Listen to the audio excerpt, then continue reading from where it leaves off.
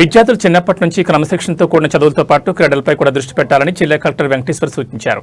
ఆదివారం శ్రీ పద్మావతి మహిళా విశ్వవిద్యాలయంలోని ఆడిటోరియంలో రాజు విద్యా సంస్థలు అలెన్ సంయుక్తంగా విద్యార్థులకు తల్లిదండ్రులకు మెగా ఓరియంటేషన్ కార్యక్రమం జరిగింది. ఈ మెగా ఓరియంటేషన్ కార్యక్రమానికి జిల్లా కలెక్టర్తో పాటు టీటీడీ అడిషనల్ ఈవో అదనపు SP Ravi Manoharachari, CISF command Anurag Yadav, APIC deputy general manager Charan Rudraraj, Raju విద్యాసంస్థల chairman Chemarthi Jaganmohan Raju, Allen south India head Mahesh యాదవ్లు ముఖ్య అతిథులుగా పాల్గొని ప్రసంగించారు. జిల్లా కలెక్టర్ మాట్లాడుతూ విద్యార్థులు ప్రతిరోజు చదువుతో పాటు గంట పాటు క్రీడలకు కేటాయించడం వల్ల వారిలో శారీరక దృఢత్వం, ఏకాగ్రత అలవడుతుందని చెప్పారు. విద్యార్థులు మంచి స్నేహితులను ఏర్పరచుకోవాలని, వారి ఆలోచనలు వారు ఏం కావాలనుకుంటున్నారో వారిని నిర్ణయించుకునేలా చూడాలన్నారు. నేడు విద్యార్థులు ఒత్తిడికి ఎక్కువ గురవుతున్నారని, సోషల్ మీడియాకు 5-6 గంటల సమయం కేటాయించడం వల్ల వారిలో ఏకాగ్రత తగ్గిపోతుందన్నారు. TTD additional JEO Venkaiah Chowdary మాట్లాడుతూ ప్రతి ఒక్కరికి గెలుపోటములు సహజమేనని, ఫెయిల్యూర్స్తో వచ్చిన విజయానికి ఎక్కువ విలువ ఉంటుందని చెప్పారు. వ్యక్తిలో భయం వీడియో ఉంటుందని, ఏ పని చేసిన భయాన్ని విడనాడాలని, చదువుపై ప్రత్యేక దృష్టి పెట్టాలని సూచించారు. అదనపు ఎస్పీ రవి మనోహరాచారి మాట్లాడుతూ జీవితంలో పిల్లలకు క్రమశిక్షణ నేర్పించాల్సిన బాధ్యత తల్లిదండ్రులని చెప్పారు. క్రమశిక్షణతోనే విజయం సాధించవచ్చని, ఓరియంటేషన్ కార్యక్రమం మొదట తల్లిదండ్రులకు ఇవ్వాల్సిన అవసరం ఎంతైనా ఉందన్నారు. విద్యార్థులను ఒక స్థాయికి తీసుకొచ్చేది తల్లిదండ్రులేనని, చక్కగా చదువుకుని మంచి లక్ష్యాలతో ముందుకు సాగాలన్నారు. రాజు విద్యాసంస్థల చైర్మన్ చెమర్తి జగన్మోహన్ రాజు మాట్లాడుతూ రాజు విద్యాసంస్థలు అలెన్ సంయుక్తంగా తిరుపతిలో 6 సంవత్సరాల క్రితం ప్రారంభించి ఇప్పటికీ ఎంతో మంది విద్యార్థులను జేఈఈ వైద్య విద్యార్థులను తయారు చేయడం జరిగిందన్నారు. అనంతరం రాజు విద్యాసంస్థల కార్యదర్శి చెమర్తి లోకేష్ రాజ్ మాట్లాడుతూ తిరుపతిలో రాజు విద్యాసంస్థలు అలెన్ సంయుక్తంగా గత 6 సంవత్సరాలుగా మంచి ఫలితాలను సాధిస్తున్నామని, నాణ్యమైన విద్యతో పాటు విద్యార్థులకు కావాల్సిన అన్ని మౌలిక సదుపాయాలను కల్పించామని చెప్పారు. అనంతరం ఒలింపియాడ్ పథకాలు, మెరిట్, టాలెంట్ సర్టిఫికెట్లను వచ్చిన ముఖ్య అతిథుల చేతుల మీదుగా ఇప్పించడం జరిగింది. విద్యార్థులు పలు సాంస్కృతిక కార్యక్రమాలతో విద్యార్థుల తల్లిదండ్రులను అలరించారు. ఈ కార్యక్రమంలో Tirupati zonal head Vijayalakshmi, NEET coordinator Allen Ram Srinivas, Allen JEE coordinator Abhishek Jain, PNCF coordinator Suryanarayana, Raju, Allen విద్యాసంస్థల సిబ్బంది పాల్గొన్నారు.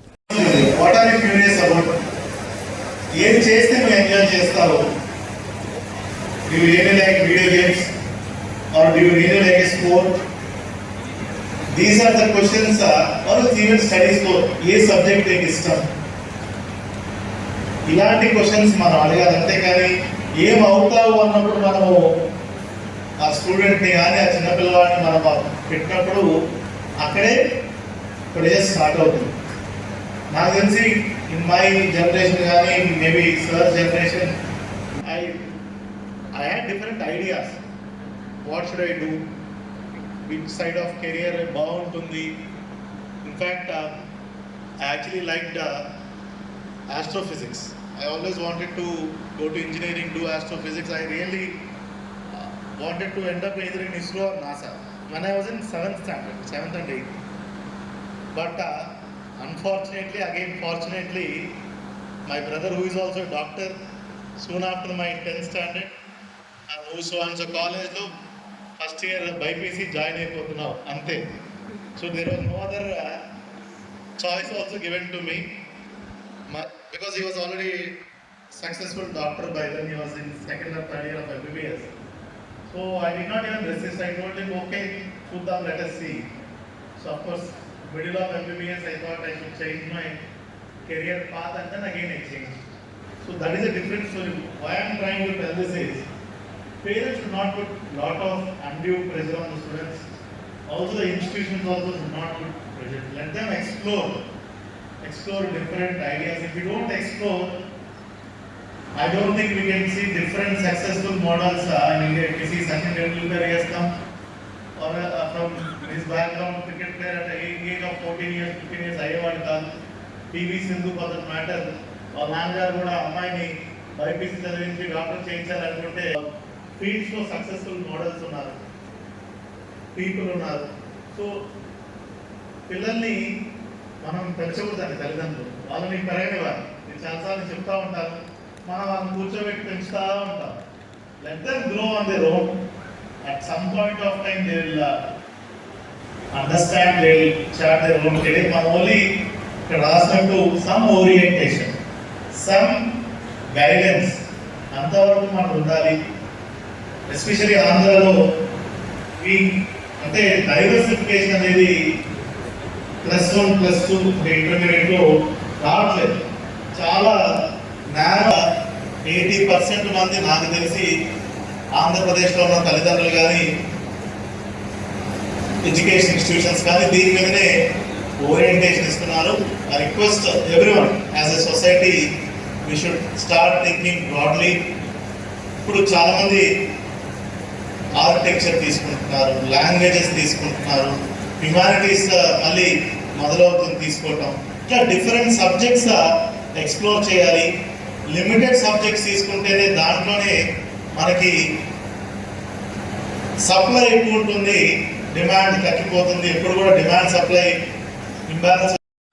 ఎందుకంటే మీతో ఎక్కువ కాలం గడిపేది మీతోనే పిల్లలు. రైట్ ఫ్రమ్ బిగినింగ్ చైల్డ్హుడ్ నుంచి అప్పుడు పిల్లలు మ్యారేజ్ అయినంత వరకు అడల్ట్ బేబీ ఒక సెటిల్ అయ్యేంత వరకు కూడా మీతోనే తల్లిదండ్రులతో గడుపుతారు. కాబట్టి డిసిప్లిన్ అనేది ఫస్ట్ నేర్పించాల్సిన తల్లిదండ్రులే, ఆ తర్వాతే టీచర్స్. అదొక్కటి గుర్తుపెట్టుకోవాలి. కొన్ని టీచర్స్కి మనం ఏమన్నా పూర్తి అధికారం ఇచ్చామా, వాడు కొడితే నాన్న డాడీ నన్ను కొట్టాడు డాడీ మా టీచర్ అని అంటారు. ఎగేసుకొని వచ్చేస్తారబ్బా అంతా. పక్కింటోడు ఎదుటితోడు ముందర వాళ్ళు వీళ్ళందరూ వచ్చేసి how can you beat my son. బాబు మీరు కొట్టరు, మీరు డిసిప్లిన్ లో పెట్టరు, టీచర్ కొడితే ఒప్పుకోరు. పోలీసు వాళ్ళు ఏమో లాఠీ చార్జ్, పోలీసు వాళ్ళు ఏమో చేద్దామంటే ఏమంటారు, చిన్న పిల్లోడు సార్ వదిలేయండి సార్ ప్లీజ్ సార్ అంటారు. మరి ఎలా ఎవరు నేర్పాలి? పిల్లలకి డిసిప్లిన్? తల్లిదండ్రులు నేర్పారు. ఎందుకంటే వాడు అడుగుతారు, వాడు అడిగి అన్నం తినలేదు అబ్బాబాబాబాబా మొత్తము కరిగిపోయి రానా బుజ్జి కన్నా అంట అని చెప్పి వాడికి ఏదైతే సెల్ ఫోన్, మోటార్ సైకిల్, ఇంకేదో ఎక్సెప్ట్ వాట్ ఎవర్ రిక్వైర్ ఇచ్చేద్దాను, నీకు నెక్స్ట్ మంత్ కొనేస్తాను అని చెప్పి హామీల వర్షం ఇచ్చేస్తారు. కొన్ని టీచర్ కొట్టే మా బాగా కొట్టినాడు పోరా, ఏమవుతుంది కదా తప్పు చేసింటారు కొట్టింటారు అని అంటారా? మనం టీచర్ కొట్టాడా నిన్ను? అక్క కొట్టాడా? పాత్రలు తిన్నట్టు కొట్టాడా? అని చెప్పి మొత్తము ఊరు వాడ వేసుకొని వచ్చి ఇన్స్టిట్యూషన్కి వచ్చేది, ఒకటి లెక్చరర్ దగ్గర టీచర్ దగ్గరకు వచ్చేది, మమ్మల్ని ఎంత కొడతారండి, యూ షుడ్ సే సారీ మీరు టీచర్ అని అంటారు. ఇక టీచర్ పేరెంటింగ్ చేయడం అనేది ఒక పెద్ద బాధ్యత. అది అంత చిన్న బాధ్యత ఏం కాదు. పిల్లల్ని లేదా ఫుడ్ ఇచ్చాం, మొబైల్ ఇచ్చాం, టీవీ పెట్టామంటే అది కాదు. పేరెంటింగ్ చేయడం అనేది ఒక పెద్ద సబ్జెక్ట్. మన ఒకసారి శాన్ ఫ్రాన్సిస్కో నుంచి ఇండియా వస్తాం సమ్ ట్రైనింగ్ క్యాంప్కి వెళ్ళి, ఒక వైట్ లేడీకి 4 kids ఉన్నాయి. ఆమె బాత్రూమ్కి వెళ్తే నేను చూస్తూ ఉన్నాను, నలుగురిని కూర్చోబెట్టింది. 4 years, 3 years, 6 years something like. ఆమె చెప్పింది just be here only till I come back అని చెప్పింది. వాళ్ళు నలుగురు ఎక్కడా కదలలేదు. మన ఇండియాలో ఒక కిడ్ని మీరు అక్కడ పెట్టండి, మొత్తం ఎయిర్పోర్ట్ మొత్తం అందరు లగేజ్లు తీసుకొచ్చి పడేయటం, గొడవ చేయటం, ఏడవటం, లేకపోతే నానా హంగా